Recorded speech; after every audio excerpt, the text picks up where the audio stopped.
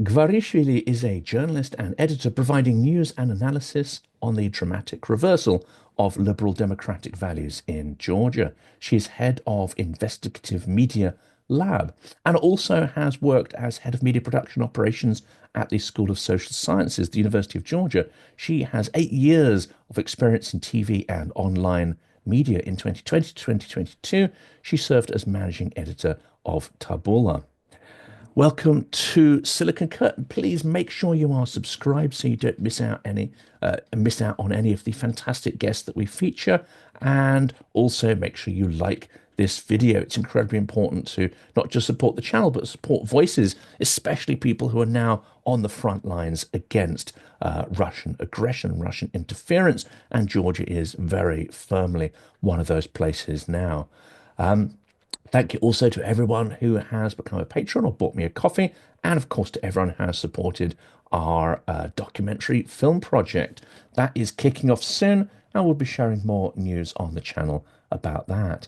For now, though, I am absolutely delighted to welcome Anna. She is based in Tbilisi, and she has certainly, I would say, frontline experience of the clashes against the police, which have become increasingly violent, increasingly reminiscent of the tactics of the Berkut and, of course, of Lukashenko's thugs in Belarus.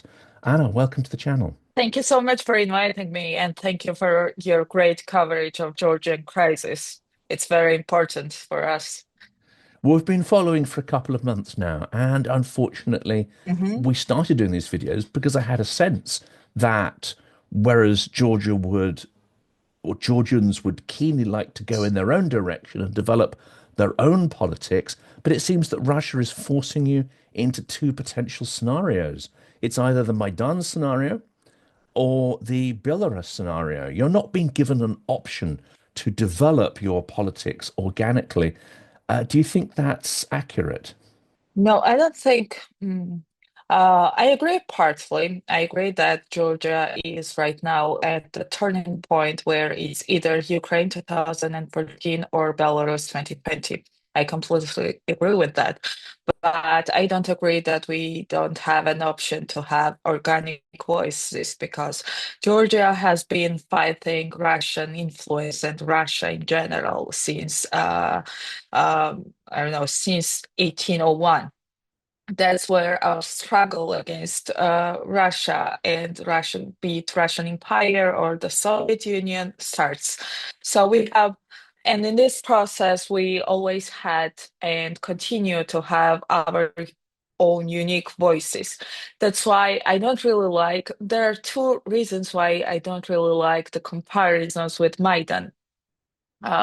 Even though I admire Ukrainian people, I admire their fight for freedom on each level, be it the revolution against their own local pro-Russian powers or the war against Russia.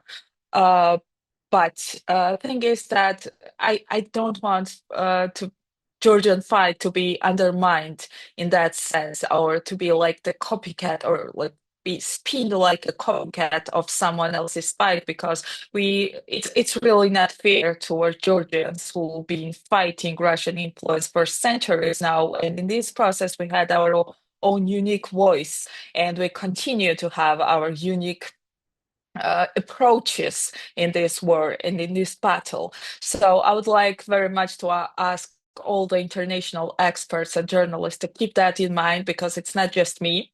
And I believe that I'm speaking for all Georgians when I say this. The second reason why I don't like that comparison is that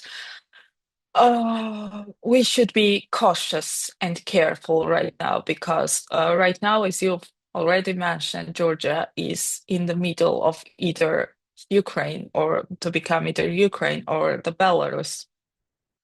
And nothing is guaranteed in this process. Before the elections, I myself, who I'm always like, I always try to be more realistic and pessimistic in some sense, but even I was very delusional that opposition would won the elections against Georgian dream.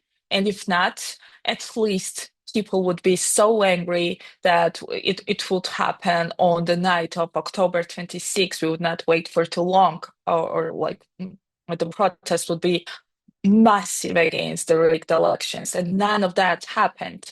And this time, I would love to be more cautious about that and to realize to everyone, Georgians in the first place, but also our international friends and journalists, to realize that nothing is granted at this moment. Georgian people's positions are strong right now.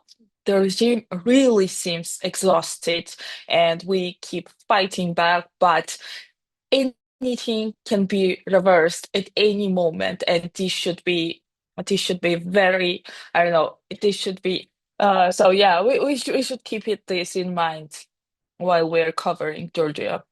And of course, the structure of Georgian society is different. The penetration of your institutions actually by Russia is different as well. Whereas Ukraine, Absolutely. Ukraine had many oligarchs. Some of them even competed with each other quite intensively. Mhm. But also, like a mafia, they recognized that, whether they took money directly from Russia or not, they had to be sort of quite careful. But there's a different position on the ground. In Georgia, there's got this unique situation where Ivanishvili owns actually a huge chunk of the Georgian economy. It's actually extraordinary, to see. I think the figure I read is somewhere around 35%, which is unbelievably massive in terms of her Mhm. country's wealth. That will create, let's say, post-revolution scenarios, which automatically will be a little bit different from Ukraine, because to roll back that level of influence, that level of, I would say, control over the economy, that's going to take a unique process. That, of course, is assuming the Mhm. protesters are victorious. Mhm. Yeah, that's very important point, and I always say that we Georgians, in a sense, have like not easier, but like it's easier for Georgians to fight Russians than it was for Ukrainians and Belarusians, and that's the cultural dimension of the whole process. Because we Georgians are not Slavs, we and Russians are foreigners by default. We even though we've been part of the Soviet Union, even though Russian language was first to be spoken in Georgia. And I don't know, my family, everyone I know knows and speaks Russian. Uh, it's still foreign language, it's still foreign culture, it's still foreign people. They're not, we don't feel like anything close, like we don't have anything in common with Russian people. And that's very important in this fight, and it helps us a lot. Unlike Ukrainians and Belarusians, I understand that, of course, they are different nations, but they share the same cultural um, issues. And I think it was harder for them to fight this cultural war, or to like persuade uh, the mass people in their countries to like that they had to fight against Russians. But what's harder for us is that we are smaller country. We are too small. I have my heart broken every time I look at the world. I look at the world map, where this tiny Georgia with this huge neighbor on its northern side, and of course it's easier to, I don't know, to spread propaganda in Georgia because we're smaller, to like take Georgian lands because we're smaller, and etc. And am I correct in the historic background? Ukraine, there have been multiple attempts at what we could call ethnic cleansing. to remove, ethnic Ukrainians and Ukrainian speakers from eastern areas of Ukraine, to import Russian colonizers, for want of a better word, in massive volumes. And of course, the language is suppressed, the literature is suppressed. Am I correct in thinking that Georgia didn't undergo those same processes? There was a high degree of tolerance for the Georgian language, and there wasn't a mass import of ethnic Russians into Georgian territory. Not fully correct, I would say, because we had ethnic cleansing and genocide in Abkhazia in 1992, 1993. There was a war in Abkhazia ignited by Russians, and they literally ethnically cleansed the territory from Georgians. People were killed because they were Georgians. People were like kicked out of their houses that they've spent their whole lives building because they were Georgians, and we have over more than 200,000 Georgians not being able to return to their homes because they are Georgians. So yeah, we will also experience ethnical cleansing, but not like massive I don't know, the massive Russian migration in the Georgian parts that I believe that did Yeah. not happen. There are a lot of diaspora Russians there. We can come to that in a minute because that could be a Yeah, destabilizing effect. Yes. after the war, especially Yeah. after the war, after the full-scale invasion in Ukraine, we have more and more Russians, and that's also security issue for us in this process because we know that, unfortunately, I understand that there might be, I don't know, Russians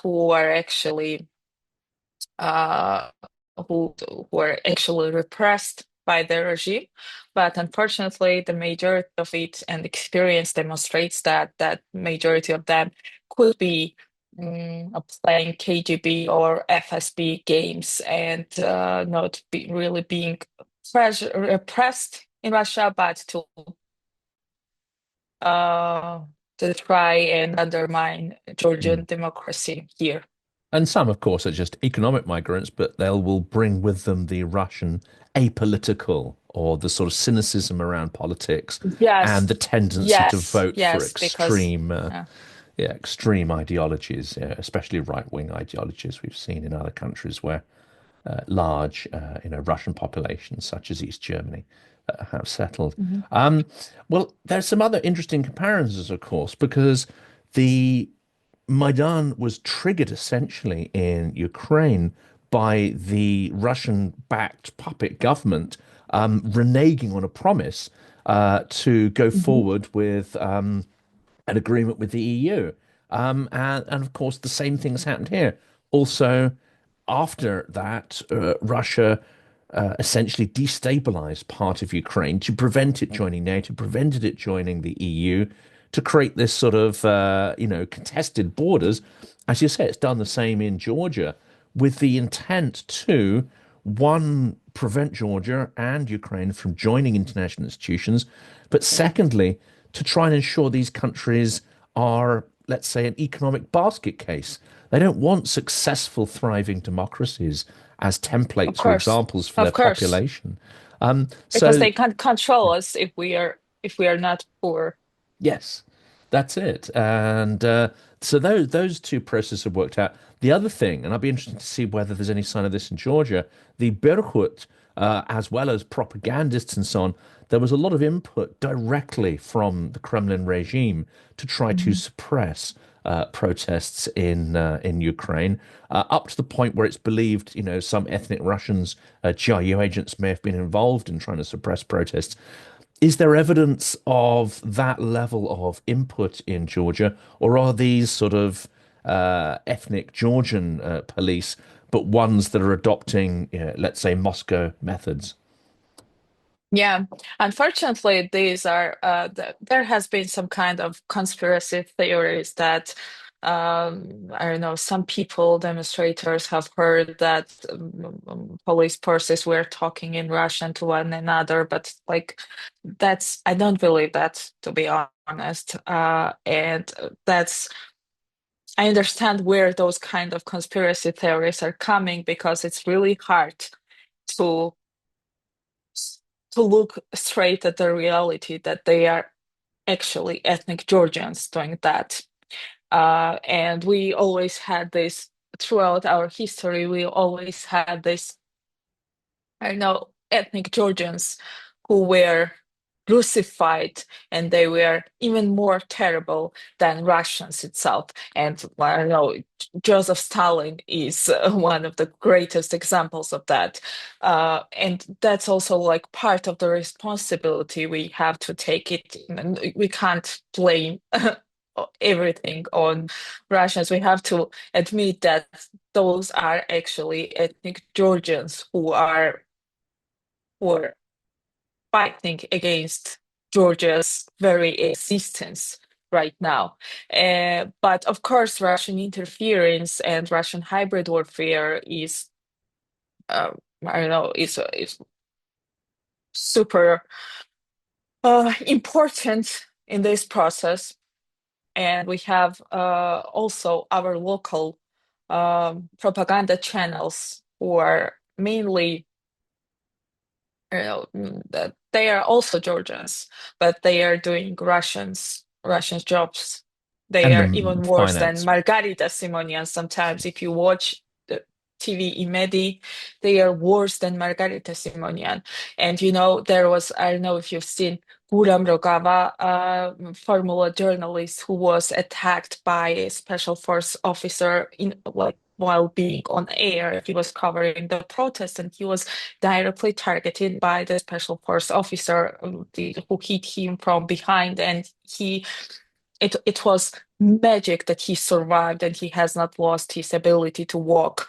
And none of his old colleagues have said anything him about him being injured, and or show any kind of solidarity. And like I will never forget his first interview after that attack. He said, "I was not beaten up by the police today. I was beaten up by my colleagues in Imedi and Rosaviori and Postivi, who have not said anything about this. I've been beaten up by the exact same people I've called my friends and now are serving the regime." So this is also part of the, mm, why is everything so hard? Because on the other side there are people who used to be our friends, who used to be our colleagues.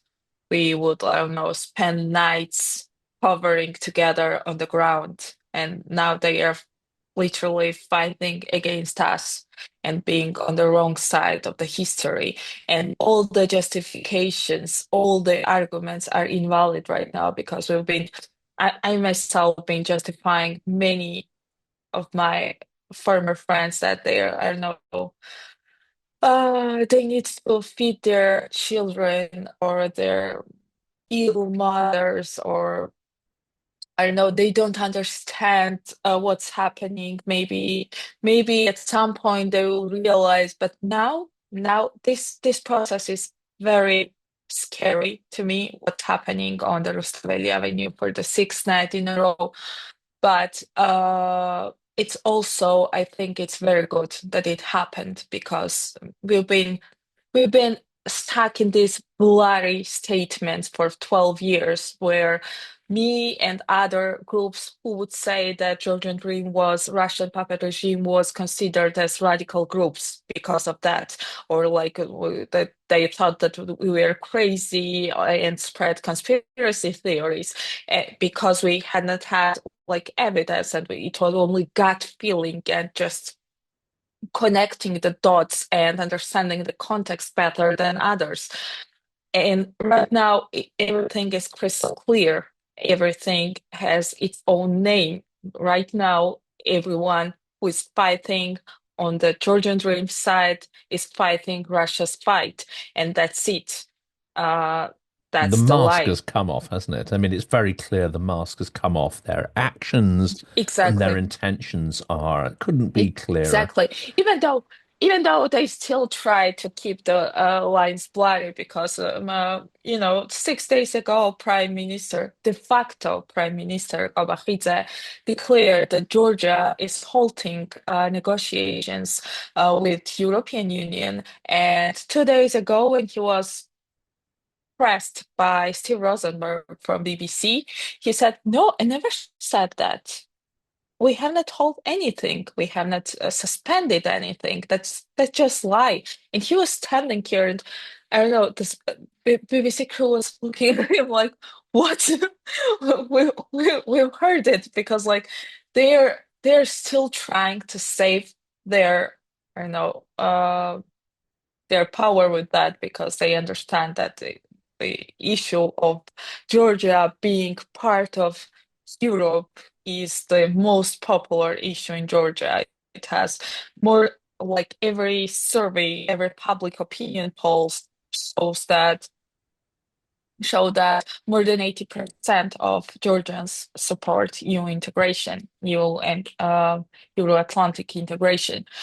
And so it's really unpopular to say something like that. But on the other hand, they are doing everything to hold the process. So And it's of clear. course, your ex-colleagues. I mean, this is very reminiscent of when Putin took over NTV and the kicked out Kuczynski and stuff in the early 2000s in Moscow. And of course, it turned out that most journalists actually didn't resign from their posts when it was quite clear the state was taking over the media and objectivity Mhm. was coming to an end, or the ability to do objective reporting. So that of course is a terrifying but quite interesting process as well.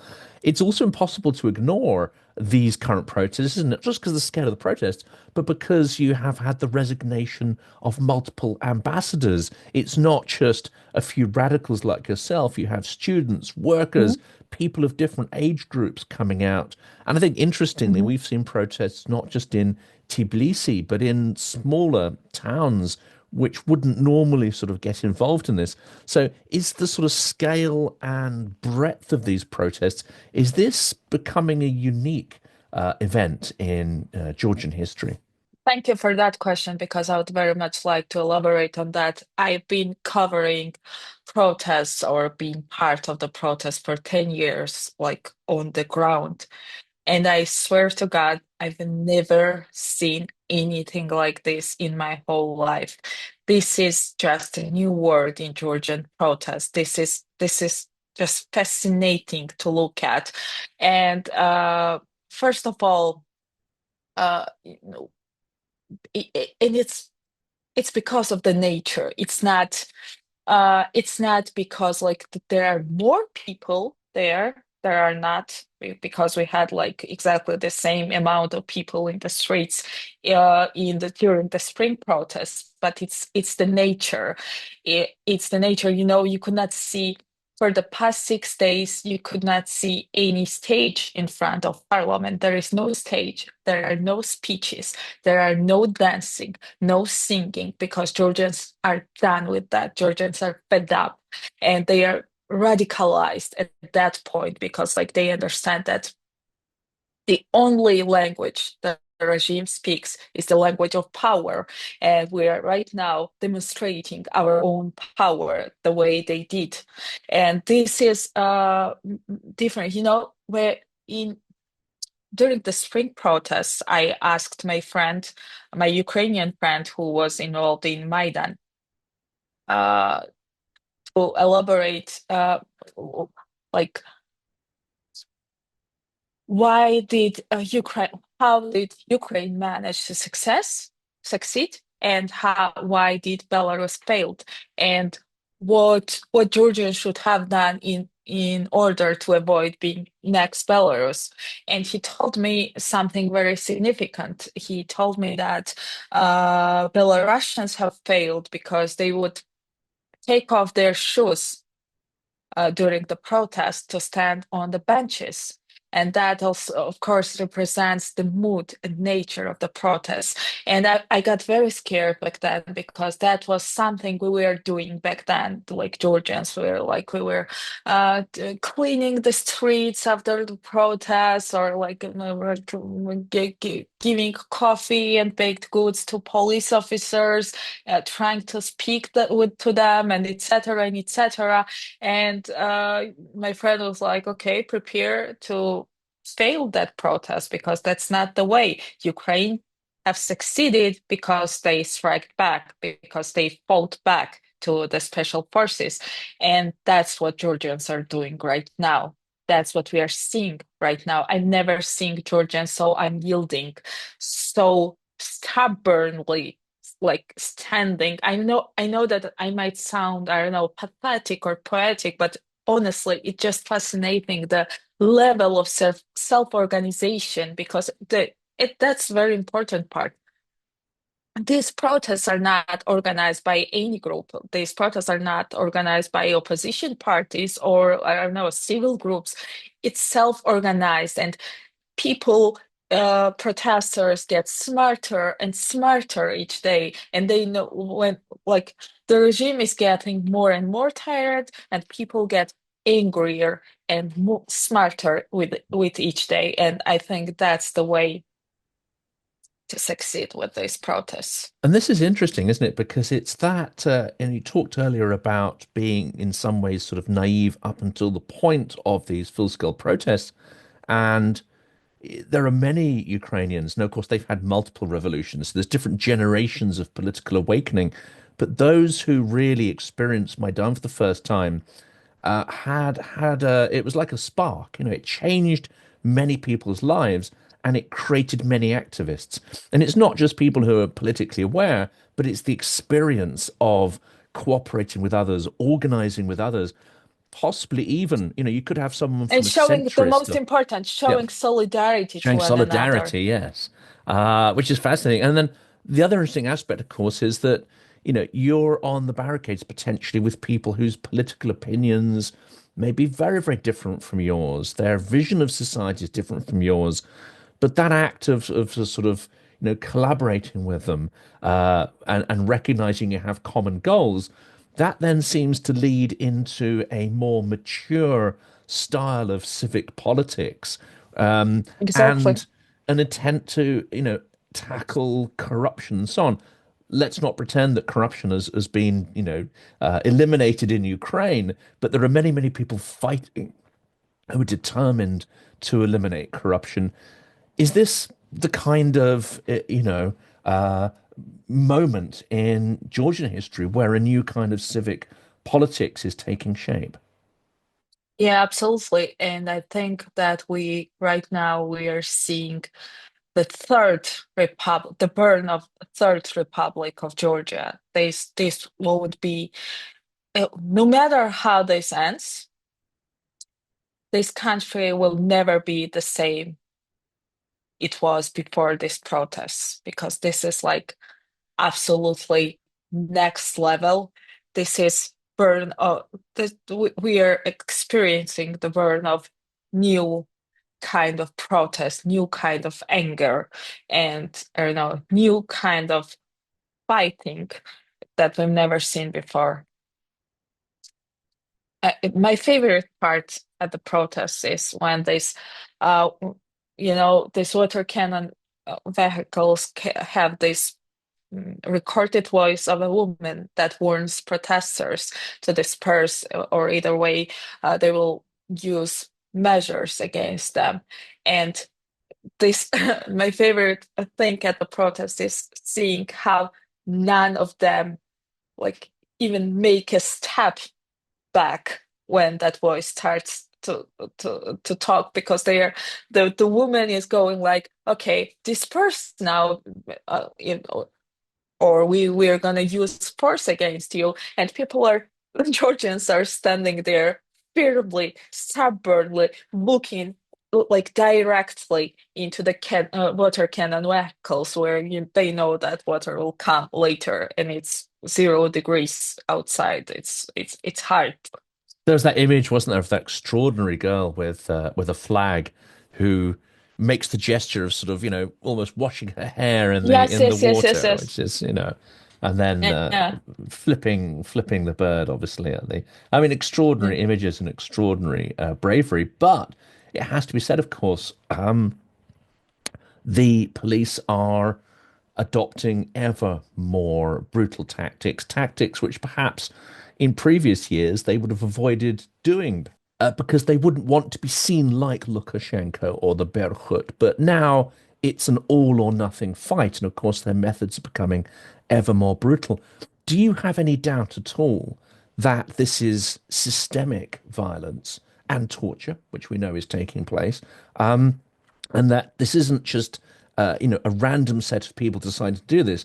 This is systemic, and they're getting very specific orders to behave in this way. I have no doubt in that. This is systemic violence, systemic punishment of the protesters and freedom fighters in Georgia. Many lawyers who are working with those who were arrested and beaten up state openly that punishing and beating up and torturing and like treating them in an inhuman ways was an actual order.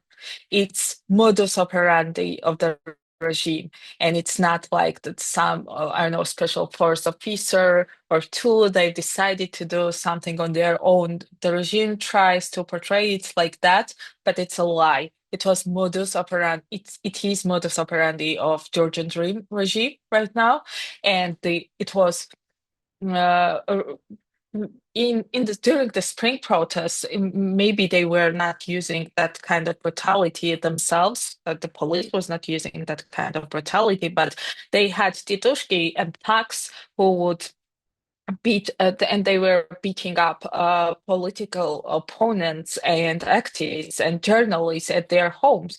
Like more than no, like dozens were beaten up during the spring protests. And right now the masks are off again. They don't need any kind of thugs and titushki. They are doing it mm, in their own way, like with the help of police. That should be, I don't know, the police should be trusted by the society. That will also be very hard to gain back that kind of trust after, I don't know, if this protest succeed, I don't know, it will be very hard for Georgian people to trust always again because like we honestly feel betrayed by them. And of course, in Ukraine, they had to completely rebuild the police force. They disbanded the Berkut and they rebuilt the police from the ground up. And Yeah, we've done that in 2003, and uh, we will have to do that do again. it again.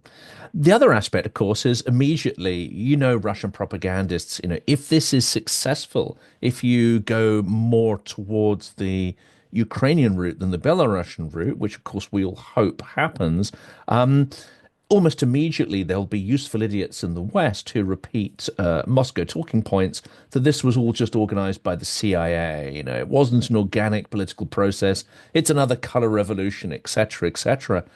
But what's actually shocking is the absolutely limited way in which the world's leading democracy, the US, and indeed other partners, don't seem to really be doing anything to support the Georgian protesters. I mean, there's lots of thoughts and prayers and positive words, but what more should or could partners in the EU, for instance, be doing to make it absolutely clear that the Georgian Dream's actions are unacceptable? Should they really be treating Georgia Dream as a kind of pariah state in the way that Moscow and Belarus is now treated?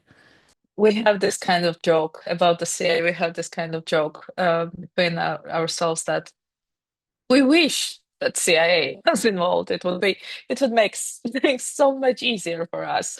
But unfortunately, no, they're not involved. And it's a joke, of course. The thing is that uh, even though United States are not, I know, supporting protesters in a way that we wish to be supported, they are still doing more than European politicians. And first of all, the first thing they have to do is to just stop calling Georgian Dream, stop considering them as government or I don't know, the ruling party or authority or leadership. They should avoid those kinds of terms because Georgia has de facto illegitimate unconstitutional parliament and government. And I'm not just saying that because I belong to some radical groups or something like that. They can just open Georgian constitution, read what it says, and look what Georgian Dream has done. At this point, Georgian Dream has violated at least three articles of Georgian constitution. Uh, According to Georgian constitution, the new parliament should be invited by the president after the elections. President has not invited the convention. Second, president actually challenged the election results at the constitutional court of Georgia, and according to Georgian constitution, while the results are being discussed and considered at the constitutional court, parliament can't convene. It's simple as that. It doesn't have to be like you don't have to be a lawyer or a constitutional expert to understand that it's written by black and white, and they convened unconstitutionally and illegitimately. And a third, Article 78 of Georgian Constitution states that all state institutions have to do everything in their capacity for Georgia's on the road of Georgia's Euro integration. And that was brutally violated by Georgian Dream 6 days ago when de facto Prime Minister declared that they are halting negotiations with European Union. So we have more than enough arguments at this point to declare them as illegitimate and unconstitutional regime. And what we are seeing, unfortunately, is that there's some kind of like callings to go back on the track of European Union or something like that. These people, I know, they don't understand what's happening here. They're clueless because like how can Georgian Dream go back to the path towards European Union when they've been undermining that path for the last 12 years and especially for the last 2 years? Absolutely. I think it's, as you said And earlier, it's, I'm sorry, I will just add this that if European Union is not doing this like as an institution, at least countries individually can sanction Ivanishvili and his puppets because Baltic states have done that, and we are utterly grateful for our Baltic friends who are, I don't know, true friends of Georgia in this fight. they And understand. that's The yeah, Baltics have understood for a long time how yeah, this stuff always, works. Yes. always.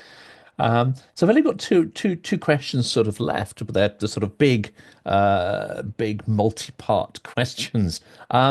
One is, how far advanced is the state capture of Georgia by Georgian Dream? Do they essentially control many of the main institutions? Do they control the courts, the police, even the army at this point, or possibly not the army? And are the opposition factions, are they potentially coherent enough to form an administration in the event that the tired Georgia Dream government falls? Georgian Dream has fully and completely captured all the institutions in Georgia. And we are talking like about full capture of the state right now, except of institute of president, because we still have an independent president. Problem is Zurabishvili, who is representing Georgian people right now and Georgian opposition.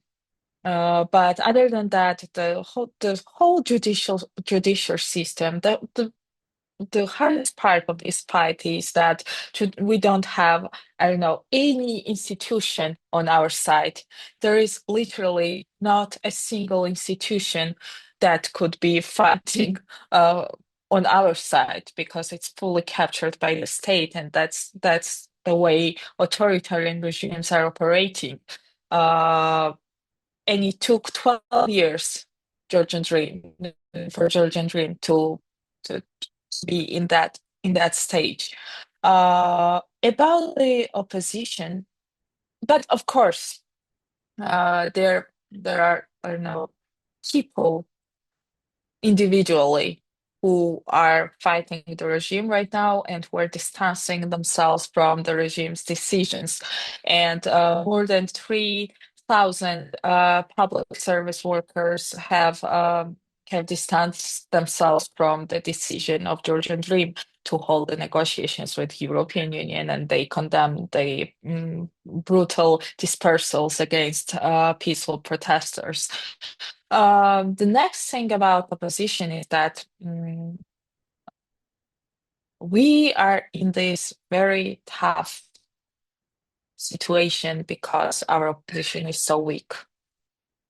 It's just unbelievable how weak they are and how they are not participating in the process right now. They, I get like they're all they do is just give interviews to some, I don't know, TV stations and that speak to televisions and to international partners. They are not seen on the streets. They, of course, they go to the protests, but the, uh, it's really hard to see that those young people uh, are standing in the front lines when the opposition leaders are, I don't know, uh, dressed up in nice suits and talking on TV channels. It's crazy. It shouldn't be like that. But unfortunately, we don't have any other choice. That's the opposition we have. At least they are pro-Western. At least they are not pro-Russian, and we have to stick with them. But when everything will be done, I'm sure that everyone, every single one of them will have to answer the questions, critical questions from media and Georgian society about the whole process. It's not about this protest per se, it has started before the elections because they've played massive role in I don't know, in making up the delusional approach about the elections because they were like, I understand that as a political message you can say that no, regime is done, we're winning, etc., but not to have plan B if the elections being rigged the way it was rigged on October 26th is just politically immature act and unprofessional, and I don't know, equals to the betrayal because people of Georgia have done everything they can, like everything started from 2023 protests against the Russian law.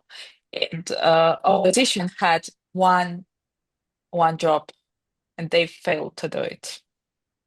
That's incredibly insightful, and of course, it would be interesting to see how that unfolds. And the last question, it's probably quite a short one. There are two scenarios as we started the episode with. George Dream, tired, possibly weaker, could go the way of Yanukovych and fall. In that case, where would they go? Could they sort of flee to Moscow? Would they flee to Moscow? Could we see that same scenario take place?